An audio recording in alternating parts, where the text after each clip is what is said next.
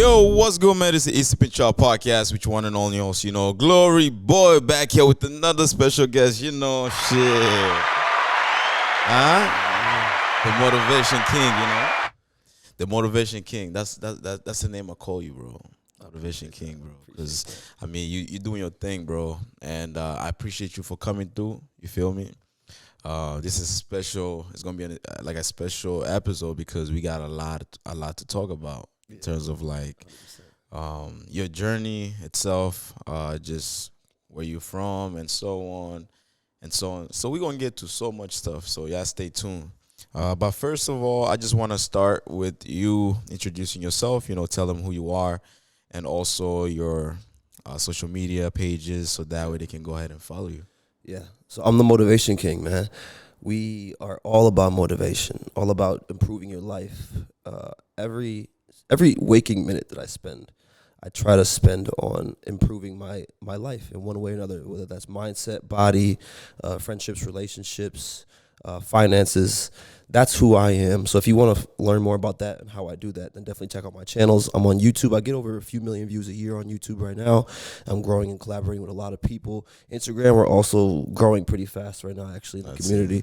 So check out my shit. Yeah, if you really want to grow your life, you want to improve yourself in any way possible, check out my shit. That's what I'm all about. I'm hardcore, and I live in that stuff. I'm not just no fake that talks about it like everybody does in today's society. We actually do that shit. We live by it. That's it, bro. You living by it. That's the most important thing, like you say, and that's what defines you as a real man, you doing your stuff, continue inspiring people. I've seen a couple of your videos, and I'm like, man, this guy is very consistent, he's doing his thing. And continue doing that, bro. So let's start off with your background, basically, where you from, so that way the people can get to know you a little bit. You feel me? Yeah, background. Okay. So I was born in Buffalo, New York originally, Mercy Hospital, right? But then I moved to the countryside, more of in New York, which is Forestville area, Dunkirk area. So I lived on cornfields and shit, grape fields in the houses. My neighbors were a mile away. Shit. And the playground was miles away that I had to walk to, Right. So I was born in Buffalo, moved out to the countryside, and I had, I always wanted to be in the NBA growing up. So I had a basketball hoop on a dirt path attached to a tree, and I would just play basketball for hours on end, from 6 years old to 10 when I was adopted by myself in the woods on a tree. You know what I'm saying? And how was it though? You just mentioned you was adopted. How was that experience? And what got you to that point? Yeah, so I was adopted when I was 10, taken from my parents to live with my auntie, which was a biological auntie, and then after that, I moved into two more families throughout my high school experience. So I lived with 4-5 different families through my high school experience up until my early adulthood. Wow. That's crazy, bro. How did you feel though? Let me say you go to this city or town, you get to meet few kids, you build up that friendship, and then boom, you have to move to another whole family. How was that for you? As a kid growing up? Honestly, bro, it's funny because I think that's what everybody resorts to asking me, but I feel I had no issue with that whatsoever. Right. My issues in my life were in my family. They weren't the people outside of my family, actually. That's what I saw. It was the internal things that I was struggling with, not the outside things. Everybody seemed to like me. I guess I had a good personality or whatever, for whatever reason. I didn't look too much into why, but that was the hardest part, was figuring out this family shit. It was dysfunctional, and how can I, create a family that stays together, stays in one place, is strong? And how do you do that? So I asked myself that question, and you may ask yourself the question too. And my answer was to become as successful as humanly possible, so I could provide and do things and love and care for people, so I could create this inseparable family, so a kid doesn't have to go through the experience that I went through. So it wasn't I had a hard time making friends and I had to move to a new school district. Fuck that shit. I'm trying to make sure my family eats and my family's connected and we're together forever. That's what's so important. That's it, bro. As long as you guys are connected, because that bloodline is very strong. Like people say, like the blood is thicker than water. You know, you feel me? So yeah, bro. And also, continue on your background. Let's say you being moved all over the place, the school that you went to, like how did the kids there treat you? Yeah. So I grew up. Schools? Yeah, for sure. At an early age, I went to all white schools pretty much. So I was like one of the only black kids along with my sister. So I would get called the N-word a lot. You know what I'm saying? Damn. Growing up, but that didn't really affect me for some reason. Like that shit really never affected. I almost saw it as like a joke. I'm like, come on, bro. Right. Like, you're saying that. But I was a young kid, and I was called that a lot, and I didn't have, I guess, too many friends because of I was just a little different. I was, black in the all white community. Some people fucked with it, some people don't. So that. But again, I didn't see that as a problem. Like, right. I didn't see that as stopping me from making friends. I mean, I had plenty of girls like me too at the all white school. You know what I'm saying? And I was a young boy. I feel you, but I said this man is unique, man. We want him. We see everybody else. Right. Yeah, bro. But yeah, and also, if we take a look at you being called that and so on, how did you manage to deal with it at a young age? Because there's a lot of kids getting bullied on all different things, like not just being called that, or they're made fun of, or whatever they're wearing, whatever they're doing, How did you manage to kind of like handle that? Right. So I guess I'll paint a picture in somebody's head. Okay. So say for example, you have to pay your electric bill. Your electric bill is about to shut off in a week. Right. The collectors are calling you. They're calling you. They're knocking on your door. Your bill's due in a week. It's gonna be shut off. Okay, that's 7 days from now. But right now your house is on fire, so you're not caring about that electric bill. You care about your house being on fire and saving that. So for me, the being picked on in school, those things, being separated, being secluded, they didn't matter because my home was on fire. Right. So I kind of, and that goes into a point. I guess I can teach people is that you should ignore the hate. Now I ignored the hate just because of consequence, because I had way bigger fucking problems. But if you just ignore the hate, right, you can get past it and you can grow so much faster than if you try to focus on the hate. You know what I'm saying? It's like, where do you focus your energy and where you focus your mind is what you become. What you focus on the most is what you become. Yeah. So I had way bigger problems to worry about than motherfuckers calling me nigga. You know what I'm saying? I had way bigger problems than that.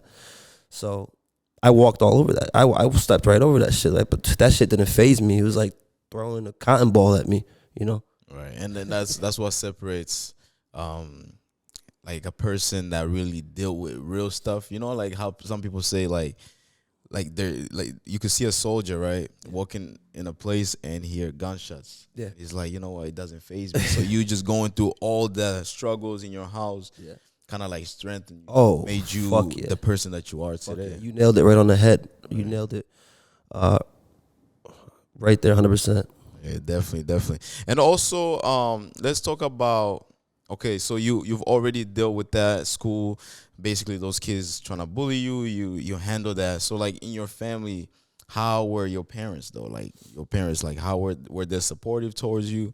I know you've already been moved all over the place, but like. In terms of like trying to reach out to you and so on, were they doing that? So I was my parents. So my mom wasn't the best mom for sure. My dad left when I was 3. That was my first memory. Actually, my first like actual memory is like my dad leaving, my parents arguing, and my dad leaving, and then 7 years from that time, then I was taken from my mom. So she didn't give much support. She didn't teach me really much of anything. Right. The parents after that tried teaching me some things, actually added on to the trauma for sure, 100%. And then when I finally left the house, like left high school, that's when I was able to, when I was alone. So there's this book called The Dandelions and the Orchids, and I forget who it's by, but it's a great book. I read it. You guys should check it out as well. But it talks about how if you're a child, when you're a child, are you a dandelion or are you an orchid, right? So that means, are you a dandelion? Can you grow in the really hard circumstances when it's tough, when things are really hard for you? Do you grow the most then, or do you grow the most when things are nurturing for you? And I used to think I was a dandelion. I'm like, fuck, I've been through so much hard shit that shit made me like great. And that's fine, it did. But now that I'm out the house and away from all that trauma and away from all that hard circumstances, and I'm making my life more comfortable, I see that I'm starting to be way more successful. So I'm mistaken. I was not a dandelion. I was an orchid. I was something that grows in beautiful soil when it's nurtured correctly. You know what I mean? Yeah, it's the environment you was in. You know, Yeah. the environment you was in kind of like shaped your mind to think that way. You know, Right. Yeah. They say this is something that I love. Like they say, if you want to be, take a look at highly ultra successful people. Right. They've been through so much trauma in their life, in their childhood, but not so much trauma that they resorted to drugs or other things or other vices to take care of that. But they had so much trauma that they wanted to be fucking great and get out of the place that they were from. But they didn't resort to doing negative things that would, hinder their success. So. Right, definitely. And also, actually, you just mentioned that. How did you cope with all that stress? You know, like, did you start turning your face on drugs and so on, or drinking? Like, how did you manage to kind of like handle that stress and cope with it? Yeah, I first coped by trying to get as many girls as possible. Right, that's the first. That was like the first thing. Try to have as much sex as possible, maybe. And then I was like, okay, let me. And that involved drinking as much as possible, smoking as much as possible, experimenting on drugs, getting in myself as far away from my internal soul as possible, getting as far out as touch from myself as possible. That's what I thought the answer was. That's what I resorted to. And then when I realized that, like, fuck, like this shit ain't gonna get you anywhere. It actually doesn't make you feel good. It's only temporarily. Then I was like, well, I guess what's the only option left is to become extremely successful, so I could get everything I ever wanted and not have to, beg for it. That's it, bro. That is crazy, man. And how did you manage to get away from all those stuff, though? Because a lot of people are dealing with that. Some people can't even stop taking certain drugs, but they just want to hear from someone that actually 100%. Went through that experience. Easy. Listen, man, I know there's people on the internet that are not going to agree with this, but because I see it, they comment on my videos and shit. I think you have to actually love your family more and love yourself more and actually want it more. It's simple, bro. It's fucking cliche. You just have to fucking want it more. Like, you must not want to take care of your family as bad as you want to do drugs. Right. It's just that simple. It's like, come on, it's like the Lady of Liberty holding the thing swaying back and forth. Like, do you want to make sure that 2 generations from now they remember you and they're like, this is the guy that did it for us? Or do you care more about doing drugs in the moment right here? It's like, come on, bro. So that's why I don't handle excuses from people really too lightly, because I look at them and say, bro, you're just giving yourself a weak just being excuse. selfish, bro. You're being selfish. You're giving yourself weak excuses. And that's why you start to become an elitist as you get more successful on accident, because you're like looking at people's excuses and you're like, bro, come on. That shit's weak. That shit's soft. So people look at you like, oh, you think you're elite or you're better than people. But truthfully, you just know that you're not giving yourself any fucking excuses. Yeah, and the people that actually say, oh, you think you're better than you think you're better than me, are those people who are very much like weak-minded, like they feel like, okay, they can do it too. They can do it too, but like they feel like, okay, oh, this person is giving us advice. They think you hating on them, or you criticizing them all along. I mean, based on your experience, you have the right to kind of like speak your mind and tell them, yo, I've been through this. You feel me? Yeah. And I want you to do better. Like you said, you made a great point about being selfish. Like, think about the people that's here for you already. Like, think about your family.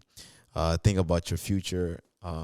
What legacy you want to leave behind, And so I want to also jump on the people that was around you. Let's talk about teachers, mentors. Did you ever like come across all those people that kind of like were, next to you, trying to support you besides your family? Yeah. Yeah. Well, family to me, I guess the definition of family would be just the people that really support you, because my family hasn't always been blood, you know what I mean? So there have been people that have turned family just because of the things that they do for me and how they think of me and how they treat me and stuff like that. So yeah, I got a bunch of support. Even my man over here, Richie, he's not my brother, but I used to live with him at his house with his mom, you know what I'm saying? And that right there was so much support. And I had a high school basketball coach that moved me in with his family, and they were rich. Like, they were well off. They had, and this was like my senior year of high school. They moved me into a place, some stuff that I've never seen before with the type of money. And that was able to show me what else I could achieve, that there's more out there in the world that you could go and get. You know what I mean? So I had examples and stuff. And for some reason, I guess it was maybe more natural, but I worked on it. Like, every time I met somebody or I went into a room, somebody wanted to meet me, and that kind of helped, you know. So networking, I'm really pretty good at. So all of that stuff helped. But the biggest thing was me going on the internet to search for mentors. That was my biggest thing, because I always wonder, I'm like, how the fuck do people get mentors? Like, oh, they say, if you want to be a millionaire, get a fucking mentor or hang out with 6 millionaires, then you'll be the total likely son. Right, like right. So I'm like, how the fuck do you do that? I can't just reach out to these millionaires. They're not going to mess with me. So I'm like, let me go online. So I started watching a shit ton of videos, hours and hours and hours of Jim Rohn, Tony Robbins, Les Brown, all these motivational personal development guys. And I did that for years on end. And that is what I turned into my mentorship, was just that consumption of knowledge. And they say your brain, you should guard what goes into your brain as much as possible, like a warrior standing there with a knife and a shield. Guard what's going into it. But you can't when you're scrolling on social media like this. You might see somebody get fucked up. You might see some shit you don't want to see. That's going to affect your brain. Twitter is one of them social media that's really wild, bro. Really wild. Twitter, as soon as you open Twitter, bro, like, you seen some wild stuff. They say it's porn now, right? What? Bro, is I don't have a Twitter, but I really don't. There's porn traffic on Twitter, man. So I highly suggest, man, don't be using that app too much. Yeah. The only reason why I be on Twitter is because it's fast. You know, like in terms of like seeing what's really going on around the world. Yeah. Well, Twitter is really quick on having that information there. Plus, they're not restricted as much as like any other, any other like social medias. But yeah, and also those mentors, if we take a look at those mentors, which one of those mentors kind of like really, really gave you hope in life and inspired you to start doing motivational things and actually helping other people find their true motivation? The biggest I would say is probably Jim Rohn and Napoleon Hill, Think and Grow Rich. Oh, yeah. So, I don't know these people. I got that book. I never met them. Yeah, I got that book. Yeah. I never met them, but like, they pushed me the most. Like, I used to love listening to Jim Rohn. Just the way he puts things into a sentence to make you understand it. Like, he once said this line, like, you want to know how risky life is? You're never going to make it out alive. Like, that shit was just hit me different. Right. You know what I'm saying? Like, so they use words and they say shit like that. That's like, oh, fuck, you're right. Like, why am I going around life tiptoeing, being careful just to get to the end anyways? So, man, that shit really hits. That shit hits. But that's another thing, bro, is like, there's so many, everybody has something to say, but it's how you comprehend the words that are being said in your own mind. Facts. I mean, that makes sense, bro, because I listen to a lot of motivational stuff, too. And the way I take it and the way I try to use it in my life is basically, it's my power, you know, like it's what keeps me going. And like you said, the brain is very, very powerful thing. So whatever you feed your mind, it's whatever that's gonna come out, you know, 100%. Like on a daily basis. And I've been seeing you actually in the gym, you know, grinding, working on yourself. So what you gotta say about that too? The gym. Like, how does the gym like help you in general to deal with whatever that you're going through? Yeah, to help you with what you're going through is tremendous, because we all know, I guess for the people that have tried it, when you go to the gym, it's a great way to get your mind off of things. You know, if you're stressed, there's like, you know, this meme where there's all this chatter in your head for the day, and then when you step in the gym, it goes silent. You know what I'm saying? That's truthfully how it works, you know, because there's biology and there's science that can back that and prove that and show you how. So that's cool, but I mostly go to the gym for one reason, and that is for mental toughness, to make sure that when I am faced with a tough decision throughout my day, that I could tackle it and achieve it and do whatever I need to do. So the gym is a really hard thing for humans to go to consistently and to work out hard and always push yourself through. So if you could do that consistently, you're just toughing yourself up for the next problem in life. So I only do it for mental toughness. I'm not trying to be big as hell. I'm not trying to be the sexiest dude on earth with abs and muscles and all that shit. I'm doing it for mental toughness so I can succeed as much as possible, which it all comes back to being ultra successful and making as much money as I can for my family and my friends around me. So. Right. And also, let's talk about, I want to just go back to your childhood. Did you play any sports in high school and stuff like that? Yeah. I played basketball pretty much. Basketball? Yeah. And how did that help you too, like in general? Because now that you're working out to kind of like strengthen your mental toughness, like in high school, did you have the same mentality playing sports? Or did you just want to go to the NBA? Yeah, I wanted to go to the NBA. I was good. I was definitely good. I had some really, I guess, noteworthy achievements in high school. I had like a 44-point game in high school. At my sophomore year, I won state championships in 2015 in New York State with Jordan Nwora, who's in the NBA. Nice. I'm actually going to see him tomorrow in Toronto. But yeah, that like it comes down to like, I ain't gonna lie, bro. Like I had this in me since I was a young kid, just because what happened. You know when they like how are superheroes born type shit? Like somebody fell in a vat of chemicals that turned them into some radioactive superhuman, or you got bit by a spider or some shit. You become a spider, right? That turning point, the moment they became a hero. Mine was being damaged from my childhood. So when I was playing basketball through high school, I already had that work ethic in me that I wanted to be the best, and I am the best, and I'm going to be. Right. It's just now that I'm older, I'm able to channel that and tune it a little bit more and get a little bit more deeper, passionate into that. Definitely. I ain't gonna lie. And that's amazing, bro. That's amazing. And so now let's go home. Let's go on and start off with the next part. Yes, sir. Yo, stay motivated, yo. Stay motivated, man. Like you said.